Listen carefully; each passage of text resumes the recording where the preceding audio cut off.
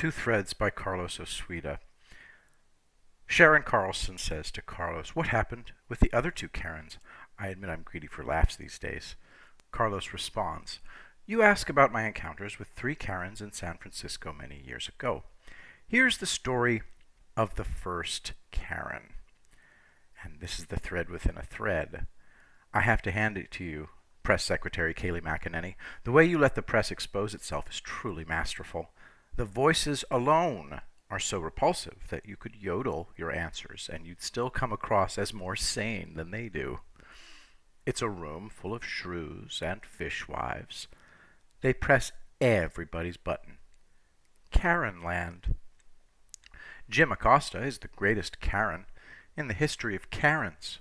Now he cracks me up. Donald Trump had a round table, and one of the Karens asked a shrill question.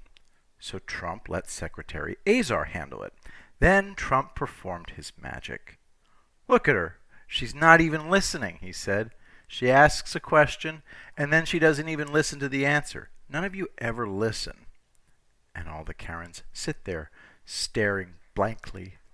Acosta is the best, because as you gut him, he doesn't know it. He plows ahead, making a bigger and bigger fool of himself as you carve him like a Thanksgiving turkey. The last time I went to San Francisco, I had 3 run-ins with Karens in one day. The best was over a parking space. I saw a guy pull out, so I took the space. Parallel parking on the street. As I emerge from my car, a Mercedes arrives beside me. The front passenger window rolls down, and the blonde Karen shouts, "I was waiting for that space." "Where?" I asked. "On the side street back there," she says, pointing. "That's an alley," I said. "It's almost a block away. How was I supposed to see you?"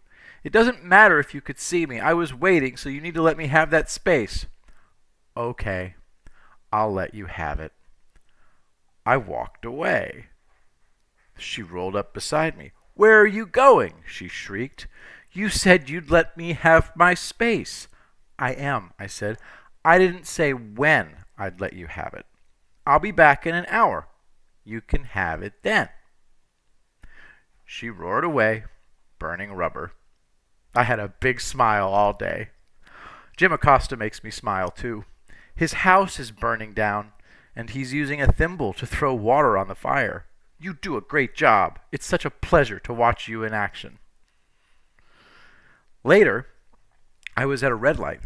At the time, San Francisco had the highest rate of pedestrian death by car in the country. People drew chalk body outlines at every spot when someone had been hit by a car and died. It looked like some enormous munition had detonated in an airburst overhead, killing hundreds of people. The problem was oblivious and entitled pedestrians and oblivious entitled drivers. My then girlfriend was hit by a car as we were crossing a crosswalk on a green light. A Saab plowed into her at about 40 miles per hour. She did a headstand on the windshield, and then the guy slammed on the brakes and she flew off and skidded down the street. I ran to her and she popped to her feet. "I'm fine," she said, "just a little road rash." I went over to kill the driver. He backed away as I advanced on him, screaming profanity. Out of nowhere, a cop car and ambulance appeared. The cop ticketed the guy, and the paramedics did a full check of my girlfriend. They didn't think she had internal injuries or a cerebral hemorrhage, but they said that she wouldn't be able to walk the next day. And she couldn't. She stayed in bed a week. It looked like I'd beaten her with a baseball bat. I carried her to the bathroom. Full recovery. So, the second Karen of that day was a woman who walked in front of me on the crosswalk when my light turned green. I slammed on the brakes and she came over to my open window. "You almost hit me," she screamed. Rich, white, blonde woman with dark glasses. "You had a red light," I said. "So what? Pedestrians always have the right of way. Cars are always supposed to stop for pedestrians, even if pedestrians have red lights." And at that moment, I realized something.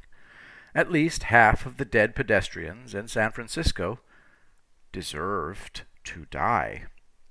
So I said, have your family ask the mortician to give you one last facelift before they put you in the coffin. Then I drove away. The third Karen was chewing out a clerk in a Starbucks. It was going on forever. So I stepped forward and wedged myself in front of the woman and physically forced her away from the counter. "One large black coffee," I said. "What are you doing?" the Karen screamed. "I was ordering." "You'll have to forgive me, ma'am. I don't speak a word of English," I said. She just stood there, her mouth open. I got my coffee, and as I was leaving, she called me a naughty word. "Yes, but I'm the best one in the world," I said. And I left. That was 2005. I'm never going back. My brother went there on business in 2012. He stayed in a hotel in the financial district. At night, he heard a strange moaning, humming sound all night coming from all directions. Finally, he went out to look. Power washers, cleaning the sidewalks and streets. One day he took a walk. Exactly 1 block away from the financial district was the Dark Ages. Tents and a giant teeming crowd of homeless people screaming, fighting, screwing, peeing, crapping, and puking. In the street and on both sidewalks. My brother and I went to Moscow in 1978. He stayed in an upscale hotel 1 block away. The streets were unpaved, and everyone lived in shotgun shacks. The residents were barefoot, cooking potatoes in huge cauldrons.